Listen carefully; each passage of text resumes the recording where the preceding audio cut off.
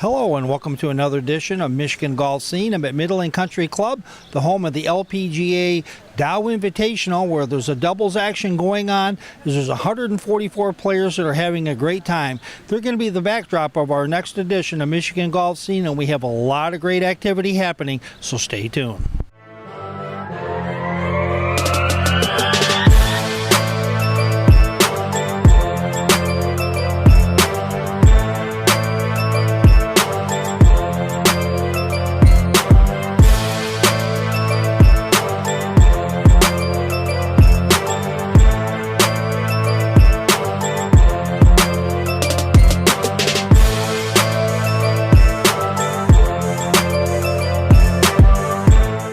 Team up with the Dow Great Lakes Bay Invitational and join us in welcoming 144 of the world's best female golfers to Michigan's Great Lakes Bay region. This first-of-its-kind, innovative event format kicks off on Wednesday, July 17th at the Midland Country Club, with 72 teams competing in both alternate shot and best ball format. Tune into the Golf Channel for coverage and follow us at DowGLBI for more information.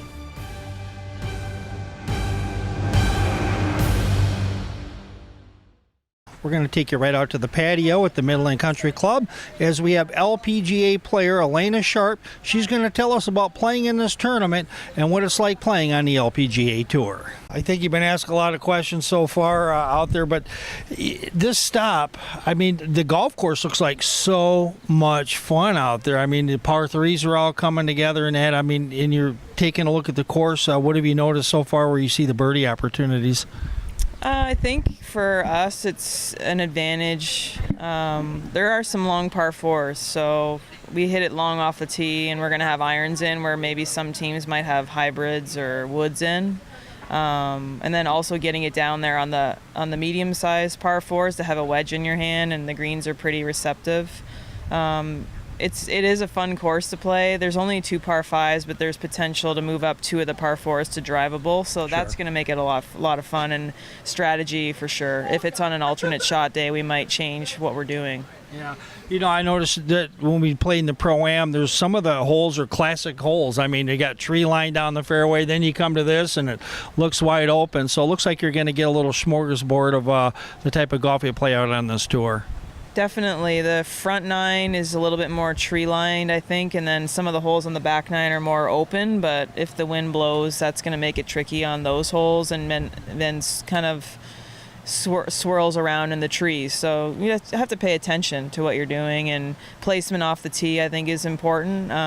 We've only played the course once, but I'm really looking forward to getting back out and playing tomorrow. Sure. Final question.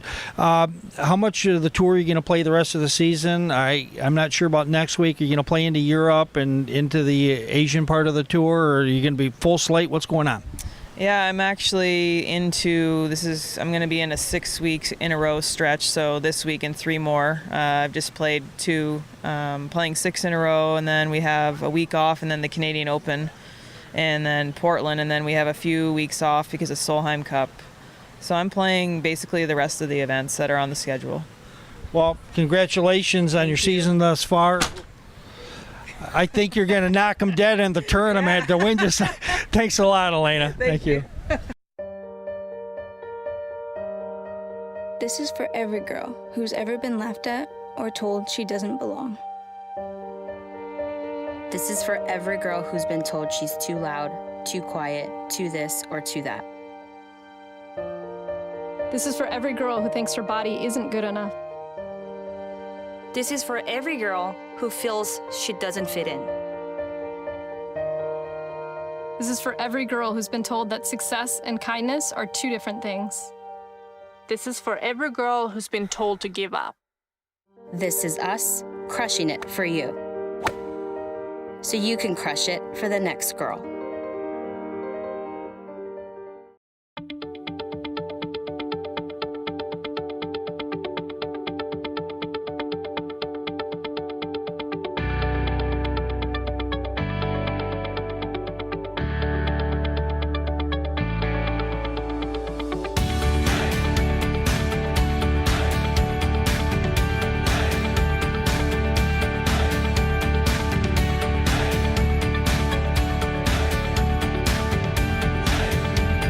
going to move from Midland to another LPGA Tour stop. That's going to be at the Marathon Classic down in Toledo, Ohio, where Jasmine Suwanapara, the defending champion, she talks in a press conference about defending her title. Yeah, I probably have a few for you.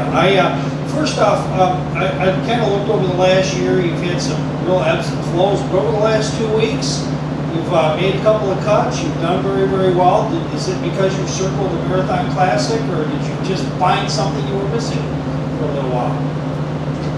I definitely working on my mental, and because when you play U.S. Open, everything is kind of hard. The golf course was hard, and I have to play 27 holes in that day in like 100 degrees. So it's kind of hard, like mental. It's already hard playing 18 holes. So I've been working on my mental part, that when things doesn't go right for you, when you hit a good shot and then somehow kick right, kick left, like thing doesn't go well on your day, you can't just look down and say that, oh, I had a bad day, like your energy is going down and your mood, it affects your mood and everything. So I try to get better on that and see more positive thing that, no matter, it doesn't matter if you hit a good shot, doesn't mean the result will come out good.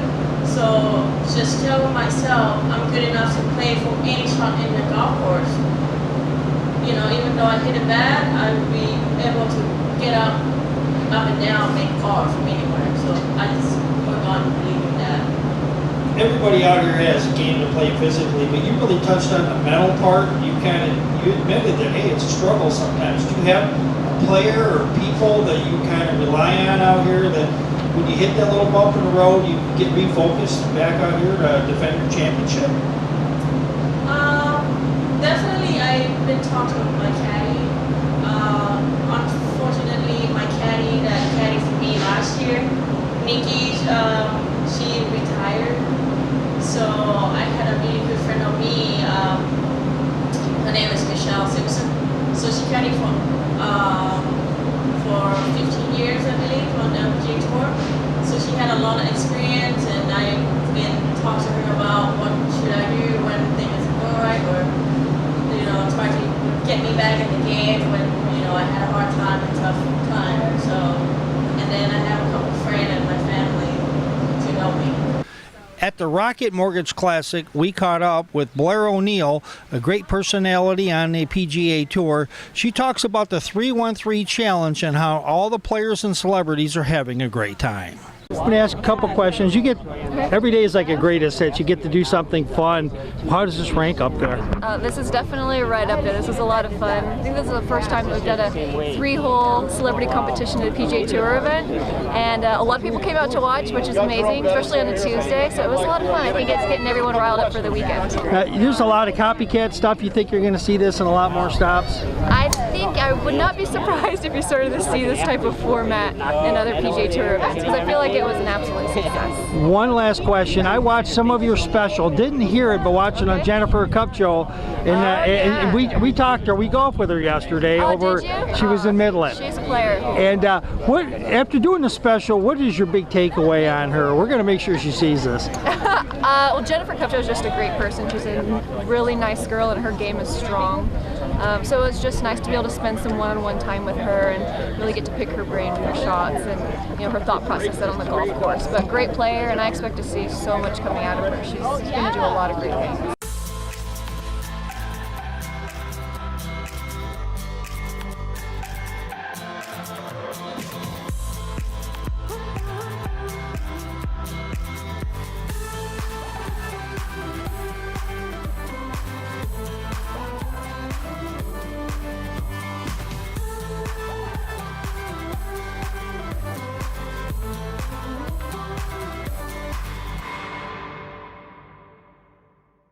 Team up with the Dow Great Lakes Bay Invitational and join us in welcoming 144 of the world's best female golfers to Michigan's Great Lakes Bay region.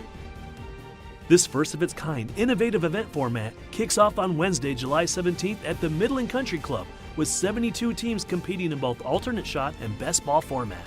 Tune into the Golf Channel for coverage and follow us at DowGLBI for more information.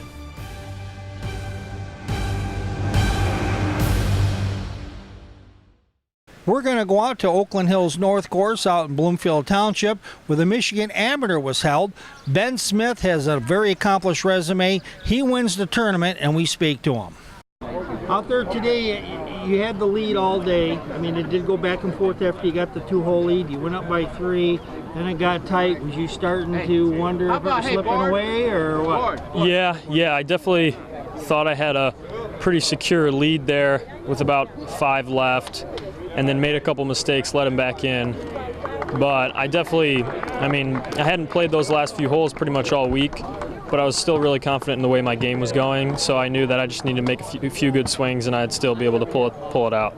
On 15, you drove the hole, you drove it into the right rough, you had that second chip. That was as tight as it got, and I think that was that the low point? Yeah, definitely. That chip, I had a really bad lie. Rough was long and going against me, so I tried to do something really good with it and just bit off more than I could chew. But so that was definitely when it was like hitting me like, all right, I gotta hanker down here and make some moves. You were one of the guys that were able to meet Jack at the beginning of the week. Yes. Did that set a certain tone or mood for you for the whole week? Or Definitely did, actually. I mean, we got to meet him, me and one of my buddies, we got to meet him on the putting green. And it's just, what an amazing experience to be able to meet, the great man. So it was really awesome, and definitely was in a good mood to start the whole week. So yeah, definitely played a big part there.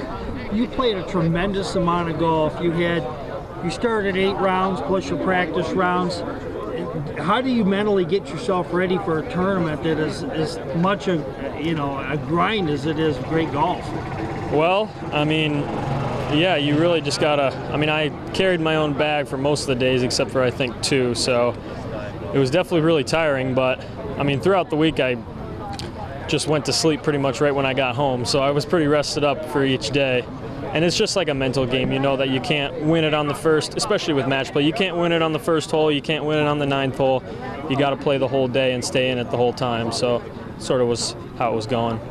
Was it important for you to return this summer and play in a tournament like this as opposed to maybe stay south or whatever your options might have been? And Yeah, definitely. There's some other amateur tournaments going on, and the pre-qualifier for the Rocket Mortgage.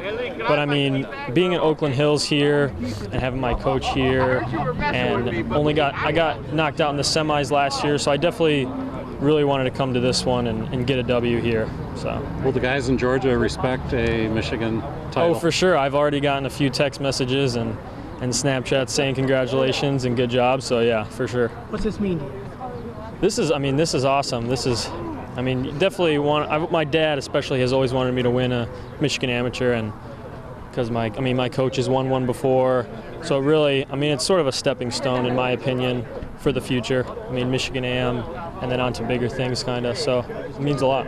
What's your dad's name and your mom's name? Dave and Wendy. Dave and Wendy, and they traditional spellings on those? Yes, yeah. And they were all here today. Yep. Obviously, pretty good crowd. Did that affect you at all, or did you just play on? No, most of the guys were out there for Patrick, yeah, but Grosse Pointe South team. Yeah, they were screaming pretty loud, but no, it didn't really affect me very much. That's sort of how it goes. It was just sort of routine. Yeah. Yeah.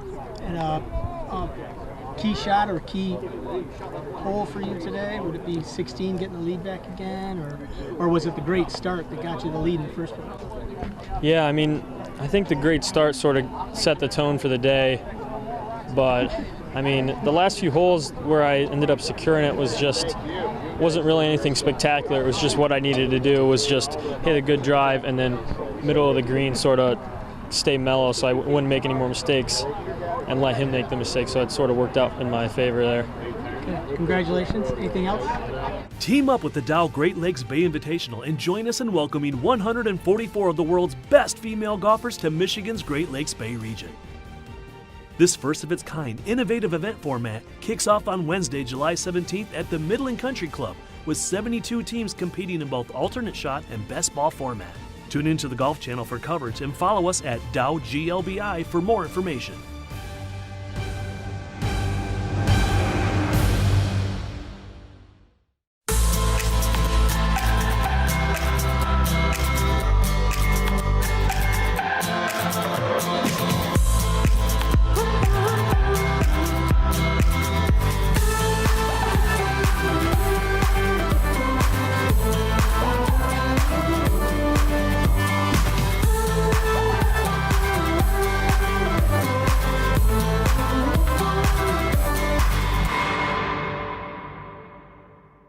There are so many great golf courses in the state of Michigan.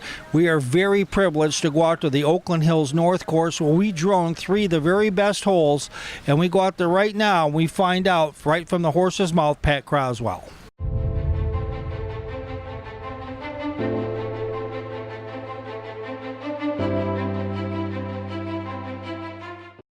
The cool thing about the 4th hole, it's elevated probably 30 or 40 feet above the tee. Definitely is going to be a long iron into a green that's protected front with a very deep bunker, kind of naturally going into the slope of the hill, then a left bunker, back bunker.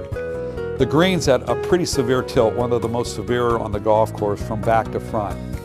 So the key there is to try to keep it underneath the hole, which is fairly easy to any of the 2 kind of back hole locations. And it's just, the green is so fast if you're above the hole, or if you miss the green there, to pitch back to that front area because of the green. You know, you're probably putting it 15 feet on the front of the green to get a level position to use a hole location. So it's an demanding hole. It's going to take a long iron that's hit fairly high, and you're going to try to keep it under the hole.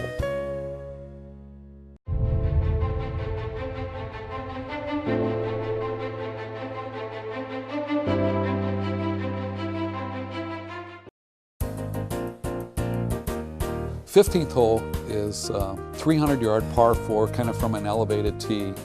It was probably our weakest hole, nondescript hole on the North Golf Course, and with the renovation, it might be one of the best short, drivable, risk-reward par 4s in golf. And what you have is a small pond that was down kind of in the landing area where you hit a short iron. Short of it has been moved into a nice, beautiful lake over to the right. So tee shot, elevated downhill, probably to the front of the green, might be 300 yards.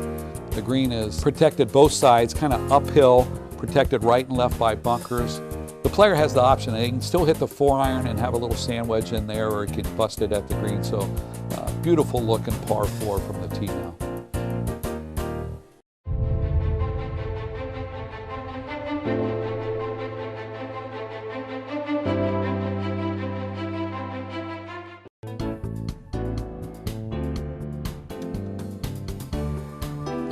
Sneaky little finishing hole, I would say, that shorter, probably in the 380, 400 range.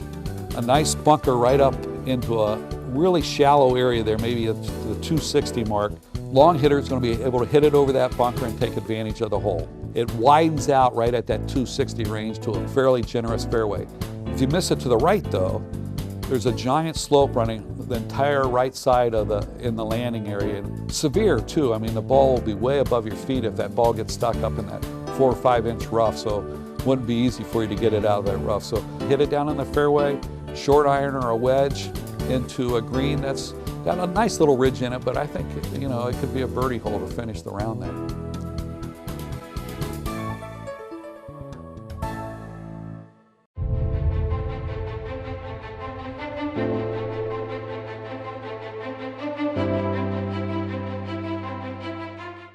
As we go back to the Marathon Classic, 2 of the Ohio amateur champions, the ones that co-tied and got themselves into the tournament, Lizzie Wynn and Jessica Pravosnik. And they talked to us about what it's like, and you'd be surprised at how much action they've already played against future players that they might compete against on the LPGA Tour. Well, ladies, first off, introduce yourselves. Jessica Pravosnik and Lizzie Wynn. And they are qualifiers, and they are playing in the Marathon LPGA event in Sylvania, Ohio. And who's the veteran of this tournament? Somebody's been in this, what, 2-3 times? I played in it last year. I played in the qualifier twice. This is my 3rd time playing. But I played in it last year. Awesome, awesome. But playing in this event, I mean, this must validate all the hard work that you put into your golf game. Oh yeah, I mean, through high school, through college, I grew up playing here. So getting to qualify here, that shows the hard work that's paid off. Super duper. How about you? I mean, this is what you work so hard for. It's like your dream come true. Sure. Now, you went to Ohio State. We're not going to boo or hiss. You are also the, hey, I have interviewed a lot of Ohio State golfers. I had Nicholas on my show last week. Will Grimmer was on recently. And so I know all about you Buckeyes. You can certainly golf. There's no doubt about that. Now, getting into this marathon tournament, we talked a little bit about the validation of getting into this tournament. You obviously want to play week to week on the LPGA Tour. What are you hoping to accomplish this week where you'll know that you're inching closer to making this tour? Just play well and see what you can do. I mean, make the cut would definitely be great, but also just to take away a lot from the event. Now, those are the end goals, is obviously to score better, making the cut, because that's the cash, okay? But beyond getting the cash, are you out there to see, like, look, I hit the ball this far, they're hitting 16 fairways, I've hit 11, which doesn't sound like much, but that's a lot. I mean, are you looking at those things? Are you looking at your putting inch by inch? I mean, either one of you. I mean, what are you doing so that you know that before you got in the tournament, you're here, and after this tournament, you're that much closer to playing out here? Well, I mean, for me, since I played in it 1 year, last year when I played in it, I was a rising junior, and I was pretty nervous, coming and getting with the pros. But then once you're out there, you realize, I can hit the ball as far as them, I can hit as close to them, and I can make putts as often as they do, which is really reassuring for your golf game, especially for me, like going into this week, like I know I can compete at that level. Sure. Now, Jasmine, the defending champion of this tournament, she said, I don't really think, what I do think is that the tools there, the scores are there for both players, but she was talking about the mental game, and just sometimes what's between your ears is just as important as what's between the ropes. Do you feel like that's the case sometimes, where you got to harness that mental game a little bit more, so if you hit a bad shot, you go back and hit a great shot? I mean, you tell me. Yeah, I think you just got to stay focused and grind it out. Not every shot's going to be great. Just play your best. I would say golf is more of a mental skill. You do hit a bad shot, you got to be able to shake it off and get your head back to ground. Okay, final question. So you graduated from Ohio State. You want to play this tour as much as you can.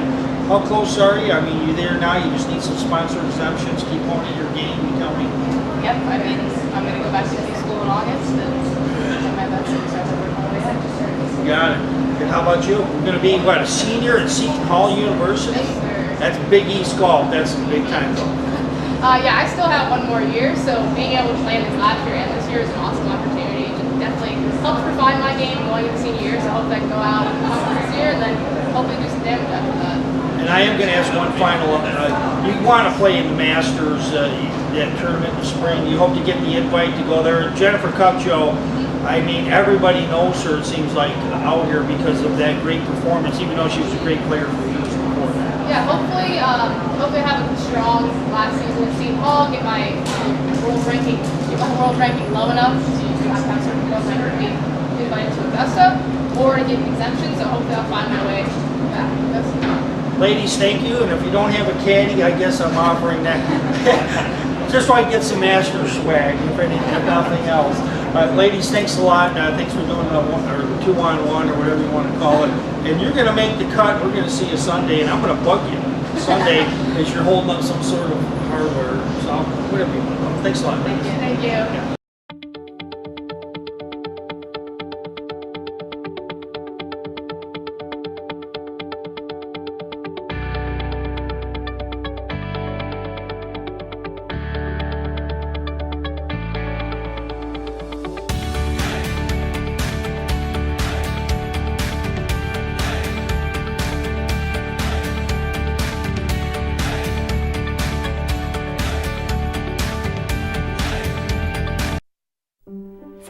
Clubs.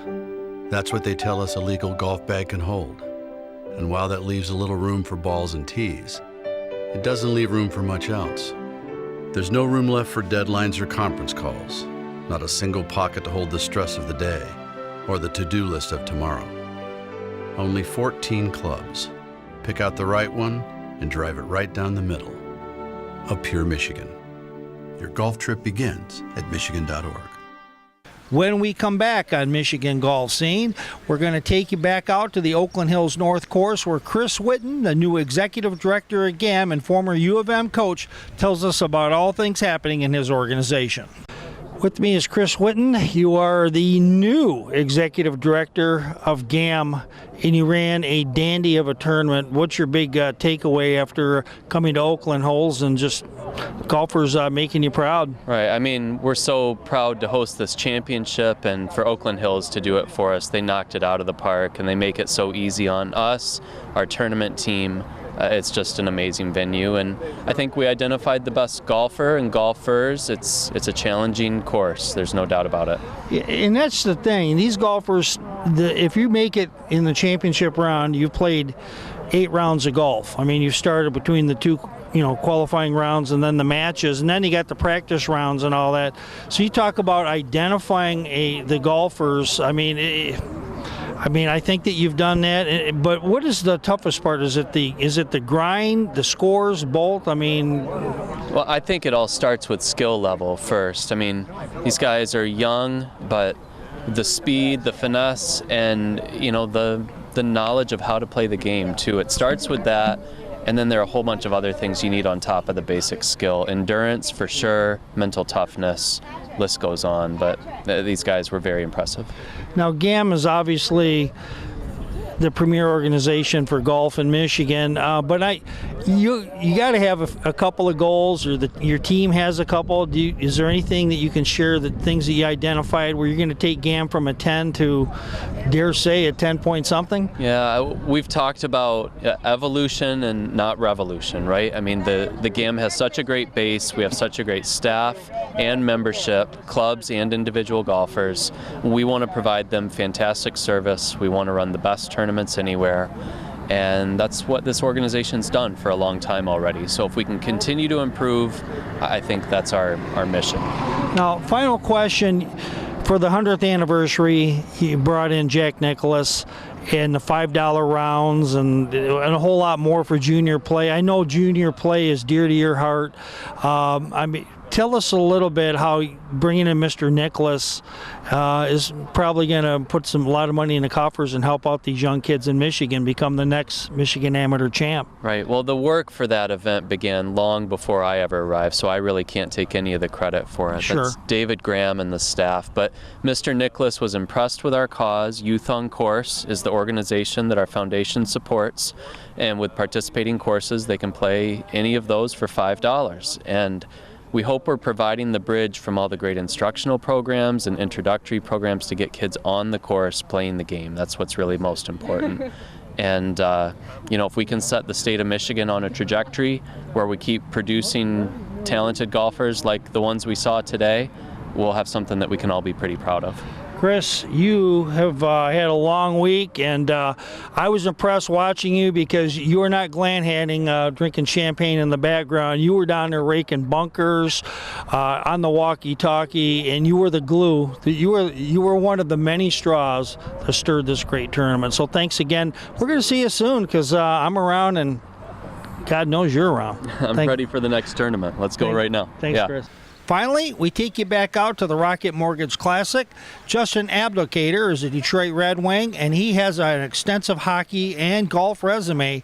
And I'll tell you what, when you watch Abdelkader hit the golf ball, this guy is no slouch. It's a Tuesday night. Look at everybody. It's awesome to see everyone out here and a lot of the young kids, excitement. Definitely great to have an event back here in Michigan and obviously especially Detroit. As an athlete in Detroit, what is it like to see the PGA Tour come here? It's unbelievable. I think, even talking to the guys, how excited they are to be here, and it's spreading the game of golf and getting an event back here in Michigan, I think is important. But like I said, having it right here in Detroit, I think is something special and is part of the whole comeback, of the city and the area. So we're excited. More nerve-wracking, Game 7, or staring over a birdie putt in front of a couple hundred people? Well, that was a short one, so I didn't have too much of a margin for a miss there. I just get online, but it's playing out here, in these type of deals is more nerve-wracking because you're not, this isn't your sport. This is, I'm not confident over every shot, knowing exactly where it's going to go. We'll hit some good ones, but it was fun. That's it for this edition of Michigan Golf Scene. It has been one heck of a show as we've taken you all over the state of Michigan and even to Toledo, Ohio. If you want more information on the show, please go to www.midwestsportscene.com or go to michigangolfscene.com. Whatever you want to do, as we cover not only golf, we cover auto racing, the Big Ten, college football, the Lions, and a whole lot more. Until next time, this is Roy J. Akers reporting.